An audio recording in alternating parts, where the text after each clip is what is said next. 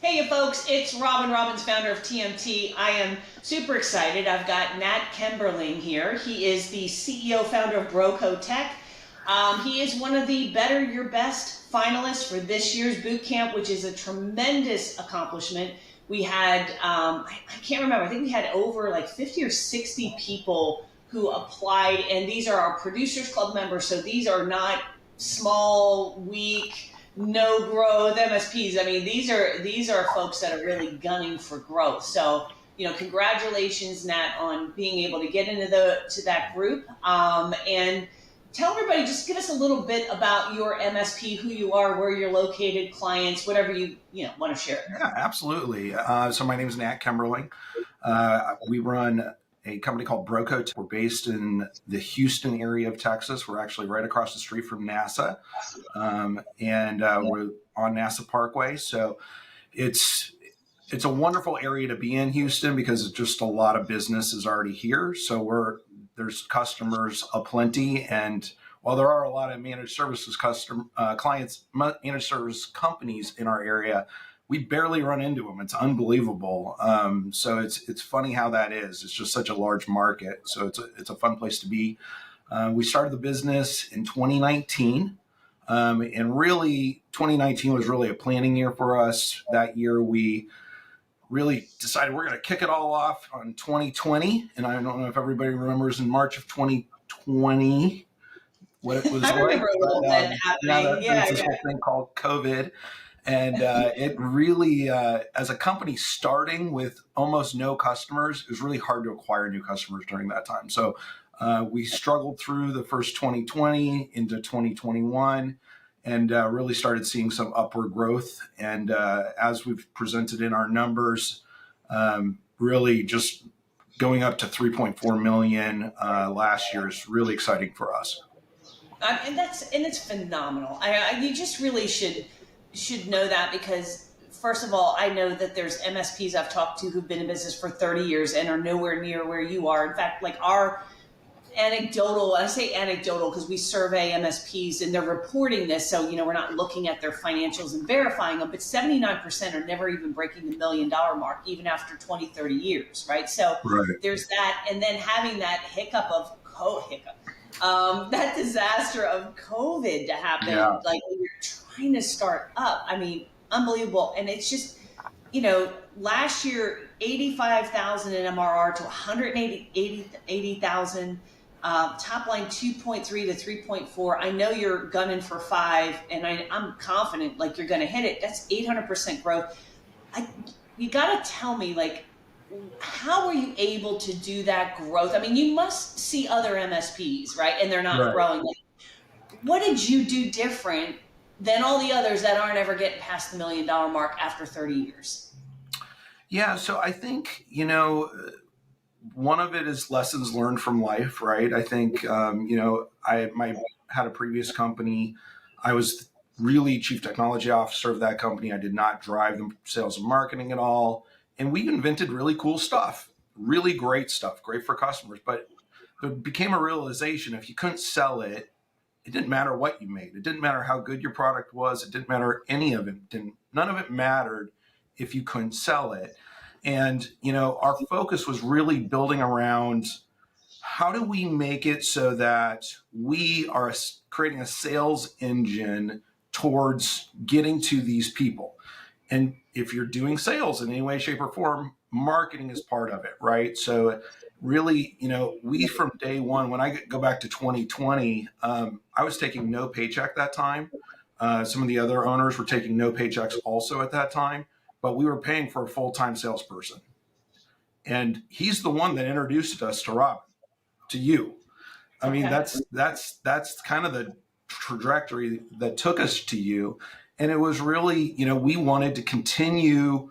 So I guess from the onset, we always focused on it. And then it was really just, how do we use the Robin Robbins toolkit to really just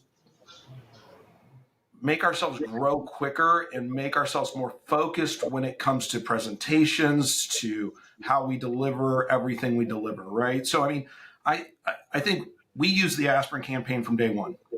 and we failed drastically at it. I mean, Well, that's encouraging.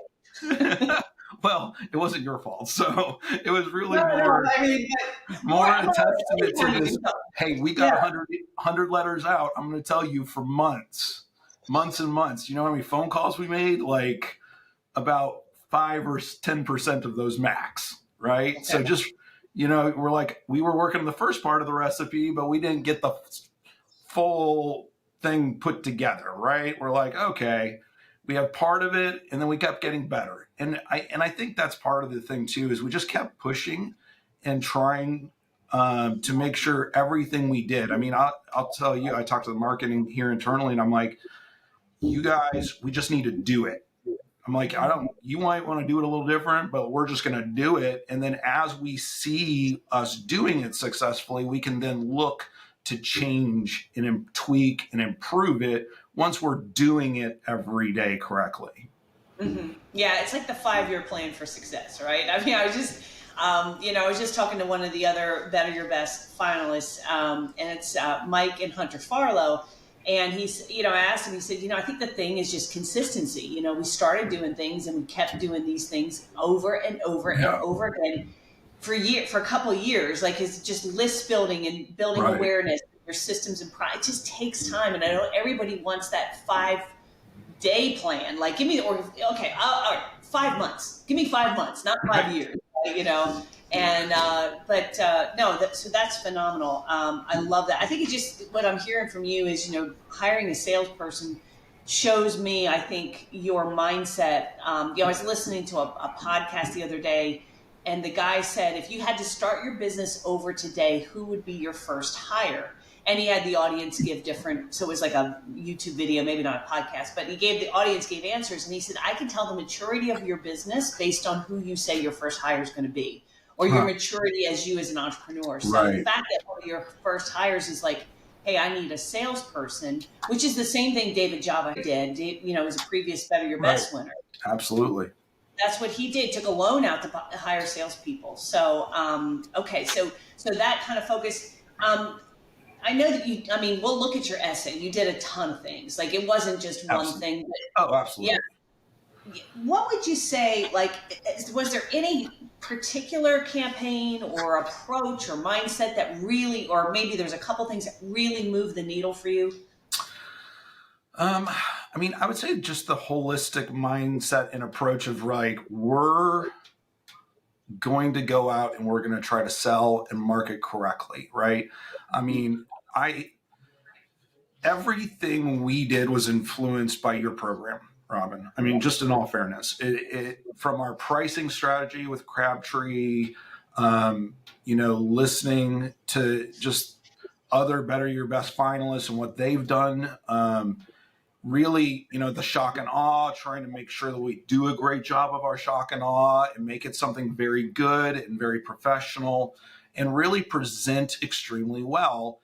And, all of those things were in tune and aligned, what I would say, with you and your systems, right? So while I don't know that there's one silver bullet per se to it all, I do know that strategically you have to go and do it and have a mindset of doing it.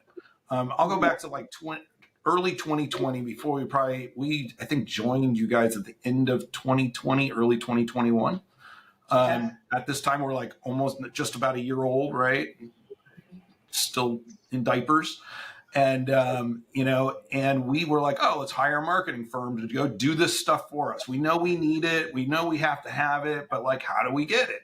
We don't have time to do it all. And so we really decided so we tried that and it didn't work. It didn't help. It was COVID too. So, maybe it would have worked better, but it didn't really work. And really until we started bringing it in-house holistically, living and breathing, we are using the Robin Robbins Toolkit to do everything we wanted to do. We were just Toolkit back in the day. My team went to the boot camp in Florida. I think you guys had one.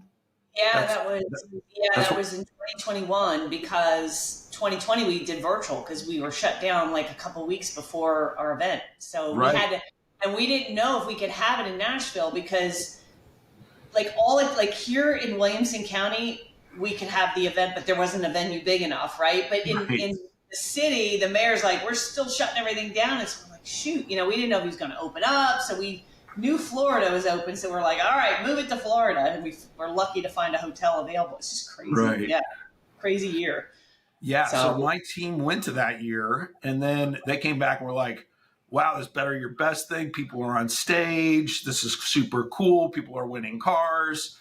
And I mean, we were still like nobody. I mean, we very low revenue at this point, still in our career, but we all had that mindset that sales and marketing was very much key. And I just also want to make sure this is a team effort. Everybody on our team has that same mindset. And I think that's been also one of the things that's propelled us to go faster than the average MSP. I love that. Yeah, because like the campaigns, like when I started my program, the reason for the toolkit, just a little history lesson is I worked for marketing and advertising firms, and like they would do a lot of custom work and whatnot. And when I decided to pick a niche, I knew to scale, if I could pick a niche in a vertical and specialize and work with smaller, at the time, VAR more than MSP, right? MSP was just getting started.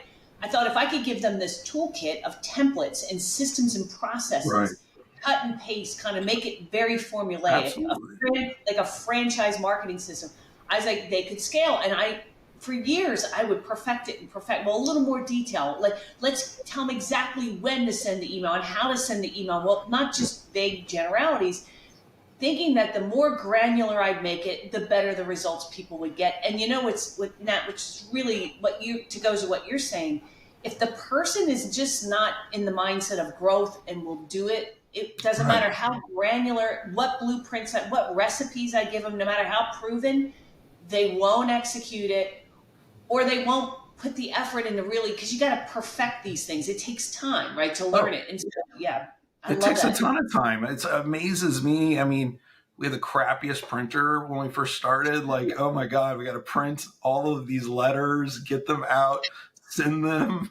Like, okay, maybe we should buy a better printer now. I mean, these are the things you deal with. By the way, all of my printing, it goes straight to advertising as far as my P&L goes, because that's the reason we have that printer, is for advertising. Right.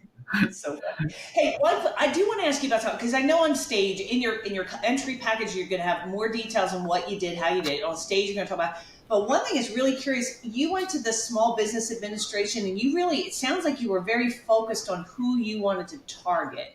Is that right? Is that what started your list? So, we came to realize as we've been, as we started landing more and more customers, we started analyzing, okay, who are our customers, and why would this customer be willing to spend, call it $200 a month for 30 people, whereas another customer complains about $50 a month, right?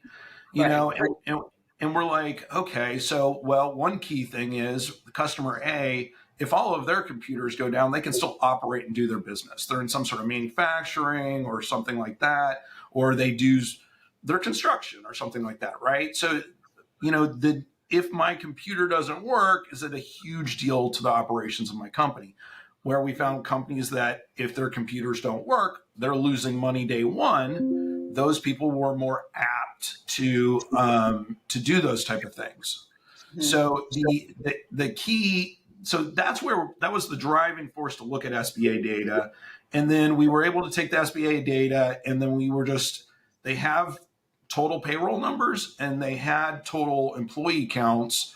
And my thought was, hey, what if we just take the average of what the payroll amount of people and the count and how much money they spent on payroll, and we kind of got an average of $50,000 an employee. If they're spending money on their employees, the likelihood that they want that person to be successful is far higher, right? So, like, to give you an example, hotel industry and stuff like that, it's like $13,000 an employee average. Wow. Okay. Yeah, super low. You're like, do I really want? It's probably not at least it's not low hanging fruit, right? I'm not saying that there aren't absolute areas that you can't be in, but the vast majority of their employees don't use a computer probably every day of their week, right? Yeah, right. So, and that was really, that's what drove our focus. Oil and gas in the state of Texas is obviously number one. So, those things point you towards, hey, let's focus on these markets. Does that make sense?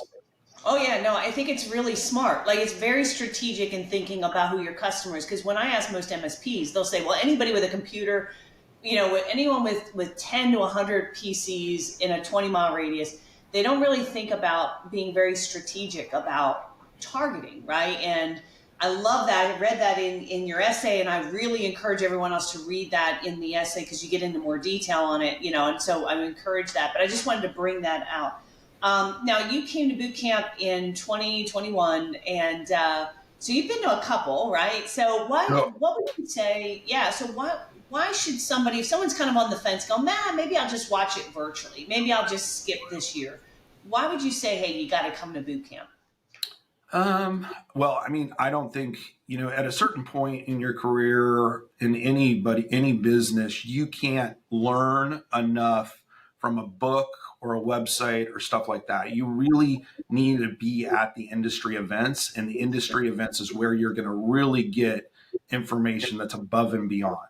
You get to interact with other people. You get to have conversations with them. I've always said, hanging out in the bars where I've gotten some of the best information, just talking to other people, and had my biggest successes, just learning things. Right. So, I think you have to be at events. I think, your event's actually just an amazing event, really great amount of information there. Obviously, we're always trying to be sold to the whole time. But it is part of the nature of those events. But you can't learn about new products unless you're there, because that's where the cutting edge stuff is happening. And you need to be there if you want to get access to that information. Yeah, I agree. I think, you get to an event I've even heard people say the vendors in the hallway, learning about new technology, new options, new things. Like you said, hey, you're being sold to. There's I think this year we have about 98 vendors. And it's like, they're all in the hallway and stuff. I mean, you can head down and not look at them or whatever. Good luck. Right. But there is still a lot of industry knowledge out there. Tell me about what other MSPs are doing and charging and how are they using this. And you learn about, like you said, just the hallway conversations. Like a book is great and definitely read books, but I agree with you. Some of the biggest breakthroughs I've had is just interacting and having conversations, just even casual conversations with people right. at events, because I think you're out of your work mode. Your mind's a little more open, relaxed. There's an energizing factor to it. And the thing I think is, there's whatever problem you're dealing with, I guarantee you there's somebody at that event who's been there, done that, probably learn from them. Yeah. And I think honestly, that's the biggest value, is that you get to talk directly to people that understand what you're dealing with. And it's just, you're shortcutting everything. So like the challenge with going online and going to Reddit and going to all this, it's a zillion opinions of people that, are they trustworthy? I don't know. At least at your event, I'm talking to somebody that I know has been successful. I know they've done the right things, and they've it's trust, right? I guess is what it comes down to at the end of the day. And there's a higher level of trust with the information that you get. Yeah, that's very key. So, all right, Nat, you're going to be just telling your story in front of, right now we're over 1,500 registered. That's not including the virtual. So don't be nervous or anything, but it's all good. We'll be looking forward to hearing your story at boot camp. I know the audience is going to love what you have to share with them. Guys, make sure you also download all of these essays because they really get into details. So Nat, thank you so much, and I'll see you at boot camp. All right. Well, thank you so much, Robin. I appreciate it.